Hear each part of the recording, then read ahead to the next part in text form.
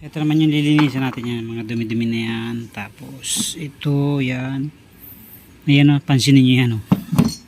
Grabe ang sunog ng dumi niya no. So, yan ngayon yung lilinisan natin.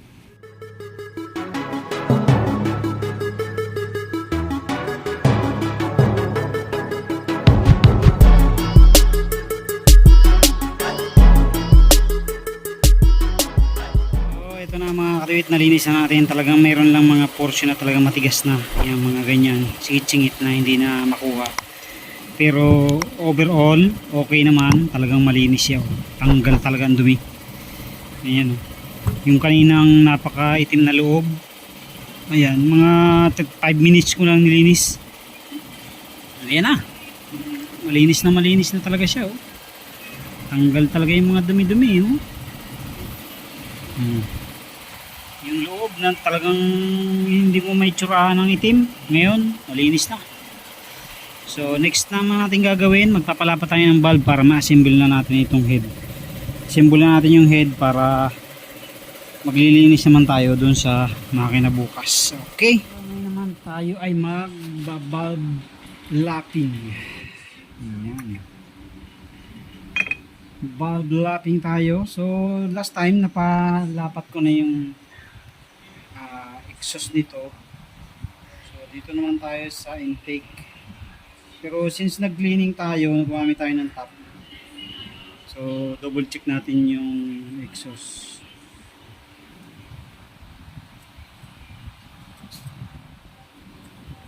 Kung hindi nagbago yung lapat niya.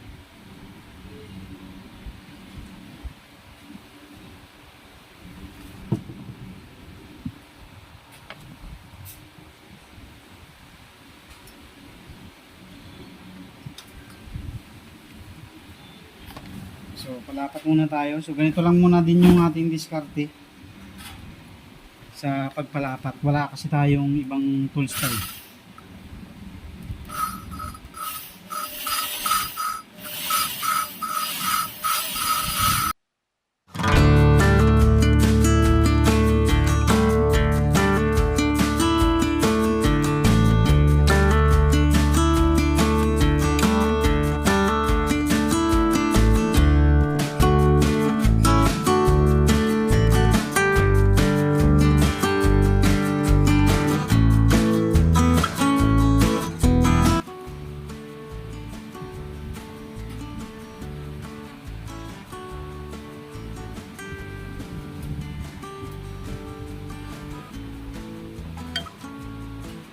Isang pasadas pa mga ulit.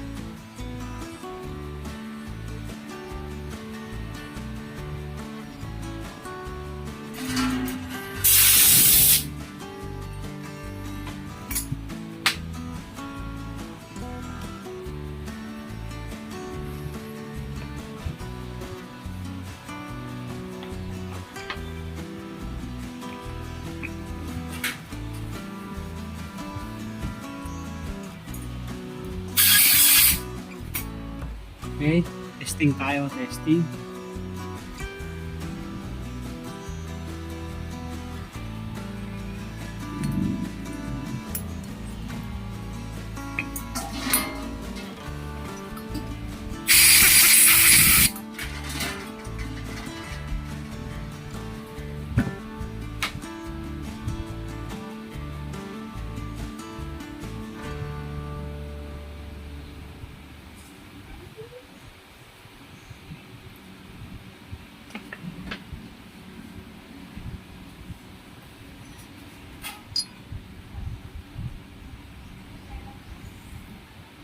So, okay na mga kaduit. Wala na siyang leak. Ayos na, ayos na. So, nakuha natin sa 3 pasadas lang. So, double check natin itong isa. Kasi, ito last time na palapat na natin, yun nga lang. Naglinis kasi tayo kaya hindi natin sure kung okay pa siya. So, ang gagamitin natin yung pang finishing lang. Hindi na tayo gagamit nung makapal.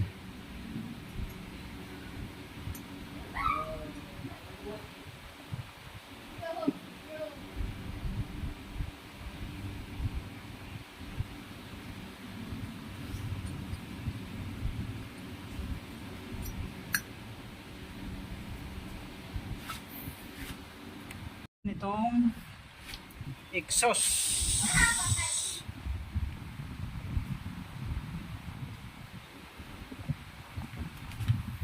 So finishing lang tayo dito mga kapatid.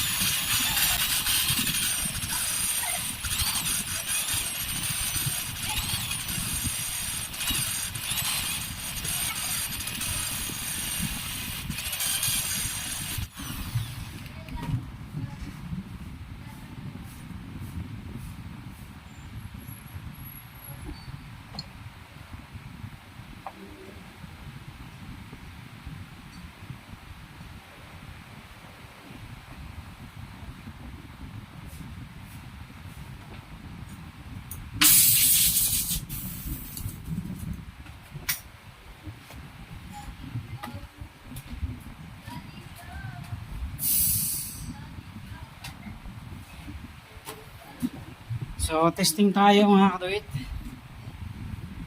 Testing.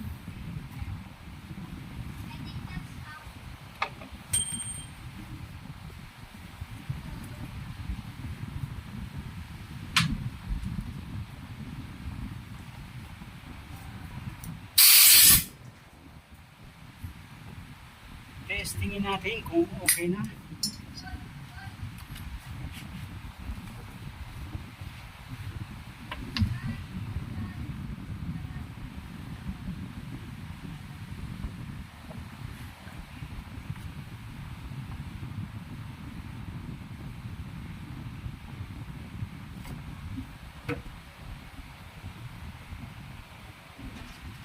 So, okay na rin siya mga katuwit. Wala na rin siyang tagas. So, kaya okay na, bubuin na natin to para matapos na tayo dito sa head.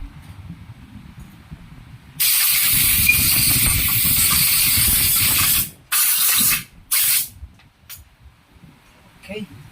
So, bubuo na tayo. Yo, what's up mga kapatid. Ayan, magandang gabi sa inyo lahat. Kinabi na tayo. So, busy kasi tayo eh. So, ngayon ay magbubuo na tayo ng ating head dahil nalinis na natin yan. Ayan, as you can see, nagmukhang okay na. So, nilinisan natin. Pati itong head, ayan o, linis na niya. Wala na siyang mga bakas ng kahapon. Ayan. So, linis na yan. Oh. Salamat sa top. Ayan oh. So, malinis na. Itong exhaust lang, hindi masyado pang talagang nakuha ng sobrang linis. So, okay na yan. Ang importante itong ibabaw, labas, loob ay malinis na. So, magbubuo na tayo. Buuin na natin para konti na lang ang gagawin natin sa mga susunod na araw. Mga customer kasi tayo, pasingit-singit lang tayo. Ayan. So maglagay muna tayo ng valve seal. Bagong valve seal, Honda. Ayan, dalawang bagong valve seal natin. Ayan. So dukdukan nyo lang ng konting langis yan dito sa dulo ng mga natin. Tapos lagay nyo yung valve seal.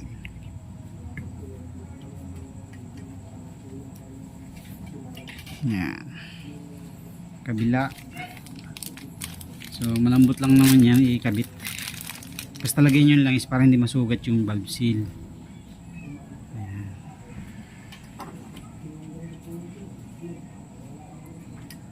So malambot lang, push nyo lang ng kamay.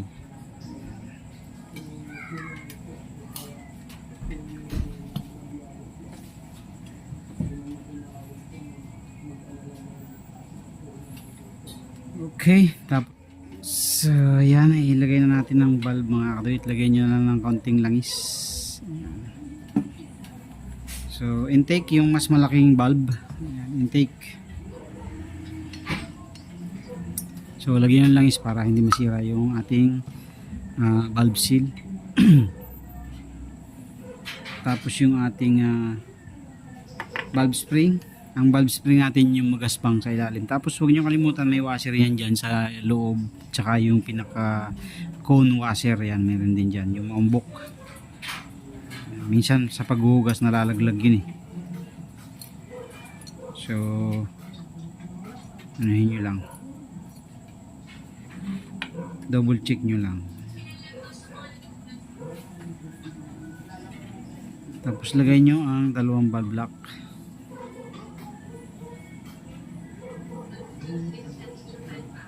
Yan. Tapos gamit kayo ng valve lock tool. Valve tool. Yan. Okay. So yan na yung ating intake. Mas malaki yung valve natin sa intake kumpara sa exhaust. See? Tapos lagay natin yung exhaust. So lagyan nyo rin ng langis.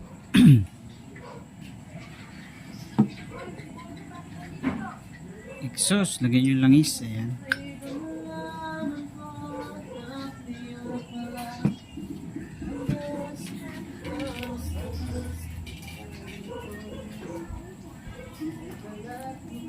Valve spring, so double check nyo yung kung washer tsaka yung flat washer, baka nalaglag o nawala. Valve lock, so palatandaan naman yan mga kadit, hindi naman yan makabaliktad kasi hindi siya papasok kapag baliktad.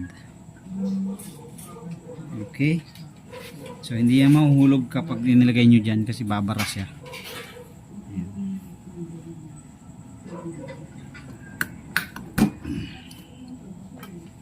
See, ganun lang kasimple.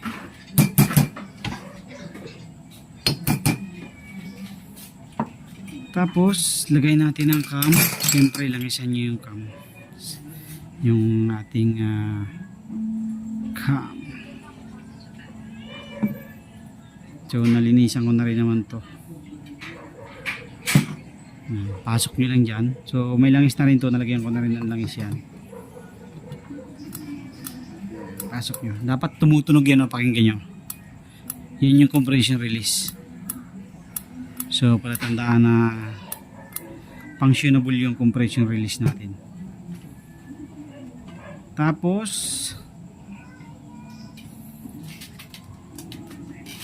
yung ating cam follower o yung ating rocker arm. So lagay natin. Kagandahan lang sa Wave 125 mga kadit. Naka ano siya roller type na rocker arm. So mas safe yung cam na magkaroon ng tama, unlike ng mga Mio yan, mga XRM 110, Wave 100 yan, nagkakaroon siya ng tama dahil ito hindi siya bearing. Ito bearing kasi. Ayan, dito lagay nyo lang ng langis to kasi importante yan ay merong langis sa startup. Tapos lagay natin dito sa intake. Ayan. Tapos lagay natin yung lagyan na rin yung langis yung pin, lock pin.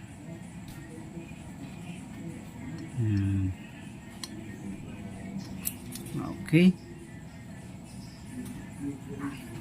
So, yung position nito malalaman nyo dun sa lock kung papabaliktad ba o pataas. Ayan.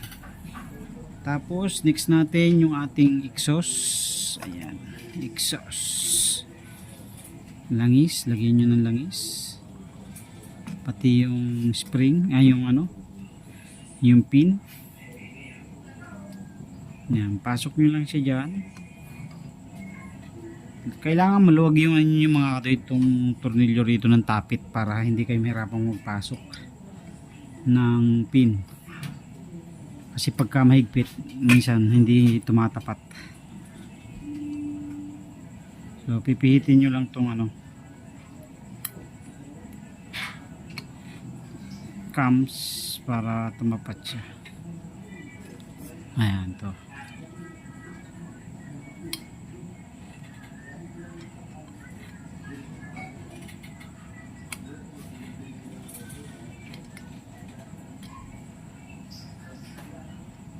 Ano ba?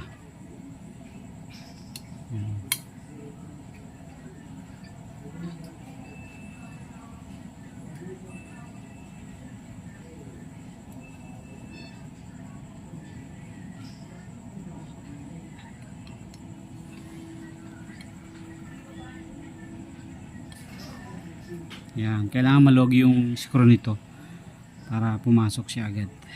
Hindi siya kumontra. Okay? So, yung position nito, malalaman nyo dito sa ating lock. Ayan, ito yung cam lock natin. Ito yung last time nahulog yung tornilyo. Buti na lang, hindi na, lumuwag lang pala, hindi pala tuluyang nahulog. Ayan. So, dito, ang pwesto nito ay, kung hindi ako nagkakamali, ay ganito. Ayan. So, maaring, ayan. Kailangan malak na yung dalawang pin at saka yung cam natin. Ayan. So para itong cams natin hindi lumabas. Ayan. So ganyan. Itong nasa left side natin, pababa yung harap ng uka. Ayan. Tapos yung naman nasa kanan, pataas naman ang pwesto. Para ito naman yung kakalangan ng ating lock. Ayan o. Ito naman sa baba. Tapos ito naman yung maghaharang dito sa cam natin. Tapos ilagay na natin ang ating tornilyo.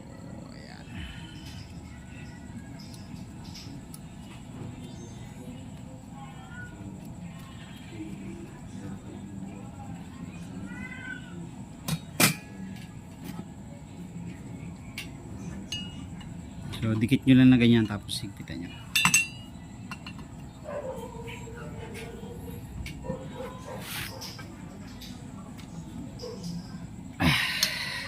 Okay. See? Tapos ito hahanapan nyo lang, magpi-pre-wheel naman yan, no? Yung sa pagdating na sa timing. Ayan. Ang timing niya nandito. Ayan. Ayan, yan yung timing mark niya. Yan. So magiging pwesto niyan ganyan. So kapag pinasok natin yung cam, nakaganyan siya. Yung timing gear. So ito yung timing gear natin, no, malinis na. Ayan. Ilagay na rin muna natin para makita natin yung itsura.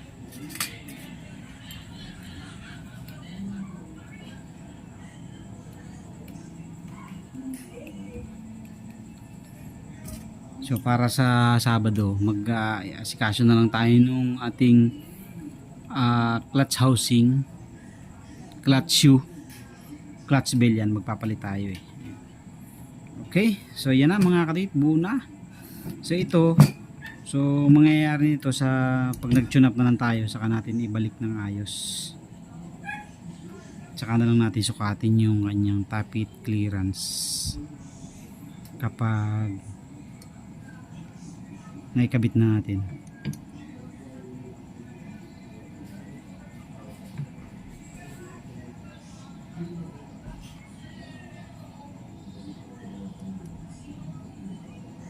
Okay, tapos lagay na muna natin itong mga cover para hindi madumihan.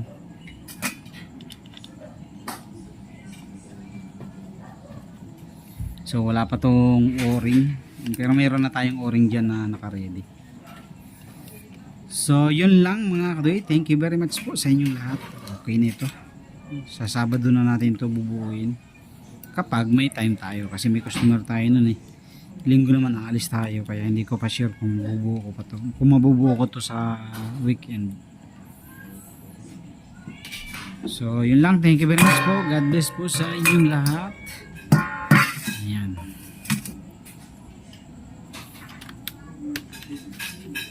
Thank you po. Thank you. Okay na.